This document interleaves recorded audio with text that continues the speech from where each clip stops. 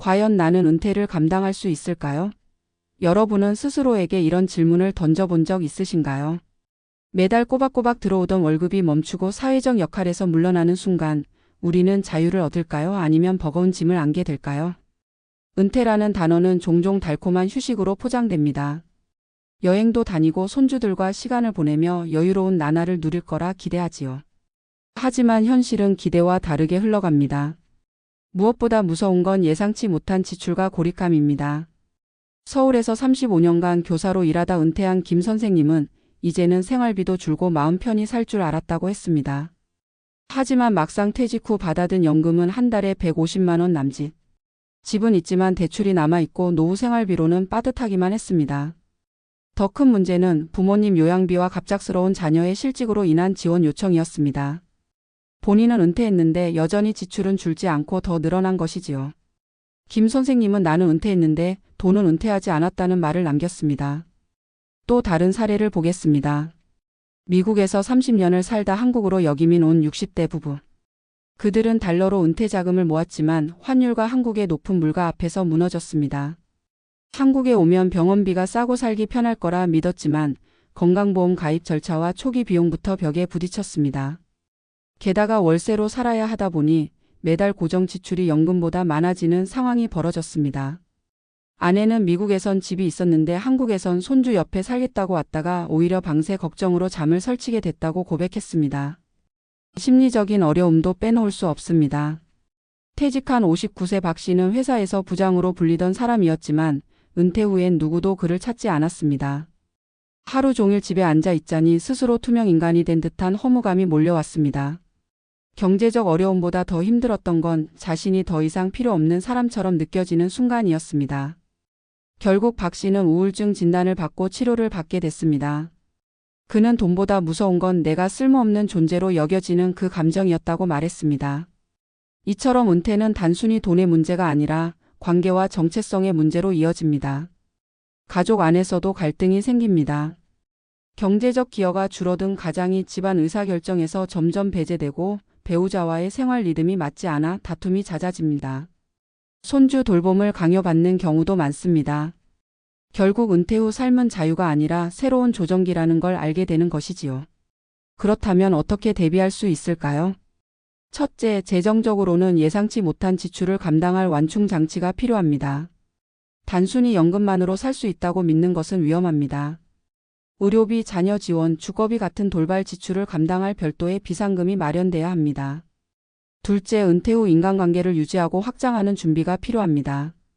직장에서의 관계는 퇴직과 함께 끊어집니다. 따라서 은퇴 전에 지역 모임, 취미활동, 봉사단체 등에 참여해 새로운 사회적 연결망을 만들어 두어야 합니다. 이는 경제적 비용보다 훨씬 값진 자산이 됩니다. 셋째, 심리적 준비가 필요합니다. 은퇴는 끝이 아니라 또 다른 전환점입니다. 나는 이제 누구로 살아갈 것인가, 어떤 역할을 새롭게 만들어갈 것인가에 대한 질문을 미리 던져야 합니다. 나는 회사원이라는 정체성 대신 나는 배우자이고 부모이며 또 나 자신이다라는 새로운 정체성을 세워야 합니다. 마지막으로 은퇴는 개인의 문제가 아니라 가족의 문제라는 점을 기억해야 합니다. 함께 살아가는 가족과 대화하고 조율하는 과정이 필요합니다. 서로의 기대를 조율하지 않으면 은퇴 후의 갈등은 더 깊어집니다. 결국 질문은 다시 돌아옵니다. 과연 나는 은퇴를 감당할 수 있을까? 답은 단순한 예나 아니오가 아닙니다. 재정, 관계, 마음가짐을 어떻게 준비하느냐에 따라 감당할 수 있는 무게는 달라집니다. 여러분은 지금 무엇을 준비하고 계신가요? 은퇴는 피할 수 없는 현실이지만 어떻게 맞이하느냐에 따라 전혀 다른 인생 이막이 열릴 수 있습니다. 오늘 이 영상을 계기로 스스로에게 다시 묻고 답을 찾아가는 시간이 되길 바랍니다. 과연 나는 은퇴를 감당할 수 있을까? 요즘 들어 가장 자주 제 스스로에게 묻는 질문입니다. 일할 때는 매일같이 시계 보며 바쁘게 살았고 은퇴하면 한가하게 지낼 줄 알았죠. 그런데 막상 은퇴를 하고 나니 하루가 너무 길고 너무 조용합니다. 아침에 눈을 뜨면 더 이상 출근할 곳이 없다는 사실이 낯설고 집안에 앉아 있는 제 모습이 어색합니다. 처음엔 여유롭다 싶었는데 시간이 갈수록 이제 나는 사회에서 필요 없는 사람이구나 하는 생각이 저를 괴롭히더군요. 전화벨이 울리지 않는 날이 이어지고 저를 찾는 사람이 줄어들면서 투명 인간이 된 기분이었습니다. 집에 있어도 마찬가지였습니다. 가족들이 저를 대하는 태도가 전과 달라졌다고 느꼈습니다. 월급이 들어오던 시절엔 제가 가장이었고 뭔가 의논도 하고 존중도 받는다고 생각했는데 은퇴 후엔 경제적 기여가 줄어들다 보니 자연스럽게 의사결정에서 밀려나더군요. 아내와도 사소한 일로 자주 다퉜습니다. 하루 종일 집에 있는 제가 잔소리를 늘어놓는다고 느낀 모양입니다. 제가 보기엔 그냥 대화였는데 아내는 숨이 막힌다고 말했죠. 아이들은 각자 살기 바쁘고 손주는 반갑지만 저에게는 책임으로 다가올 때가 많았습니다. 주말마다 아이들이 맡기고 가버리면 손주는 예쁘지만 체력이 예전 같지 않아 지쳐버립니다. 그러다 보니 가족을 챙기는 일이 기쁨이 아니라 부담이 되는 순간도 있더군요. 돈 문제는 또 어떤지 아십니까? 은퇴하면 소비가 줄어들 거라고 생각했는데 그게 아니었습니다. 연금은 한 달에 150만 원 조금 넘게 들어옵니다. 집이 있으니 괜찮다고 생각했지만 관리비, 대출이자, 생활비에 병원비까지 합치니 빠듯하기 그지없습니다. 특히 건강이 문제였습니다. 젊을 땐 병원 갈 일이 거의 없었는데 은퇴 후로는 허리가 아프고 혈압약, 콜레스테롤 약을 달고 살게 됐습니다. 병원비와 약값이 은근히 많이 나가더군요. 그러다 갑자기 치과 치료라도 받으면 한 달 생활비가 크게 흔들립니다. 더 무서운 건 언제 어떤 지출이 터질지 모른다는 겁니다. 제 친구 중 한 명은 은퇴한 지 얼마 안 돼 아내가 큰 수술을 받으면서 수천만 원이 들었습니다. 그동안 아껴 모은 돈이 한순간에 날아가는 걸 보면서 저도 불안해졌습니다. 혹시 우리 집에도 이런 일이 닥치면 어떡하지 하는 걱정이 밤마다 저를 괴롭혔습니다. 외로움은 또 다른 문제였습니다. 은퇴 전엔 사람들과 부딪히며 살았습니다. 회의도 하고 식사도 하고 때론 귀찮아도 사람이 있었죠. 그런데 은퇴하니 사람 만날 일이 확 줄었습니다. 친구들끼리도 자주 못 만납니다. 만나면 결국 돈 얘기, 건강 얘기만 하고 헤어지죠. 저보다 먼저 은퇴한 친구 하나는 매일 술로 시간을 보냈다가 건강이 나빠져 지금은 병원 신세를 지고 있습니다. 그 친구를 보며 나는 저렇게 되지 말아야지 하면서도 막상 집에 혼자 앉아 있으면 저도 술 한 잔에 의지하고 싶은 날이 많습니다.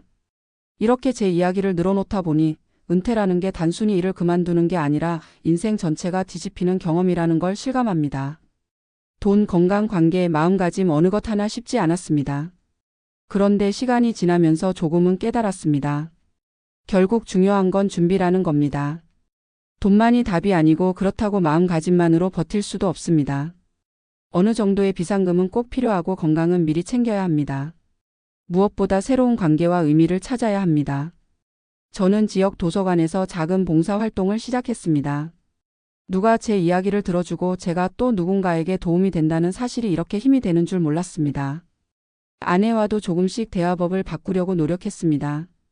잔소리 대신 그냥 들어주고 함께 산책을 하면서 시간을 보내다 보니 예전보다 관계가 나아졌습니다.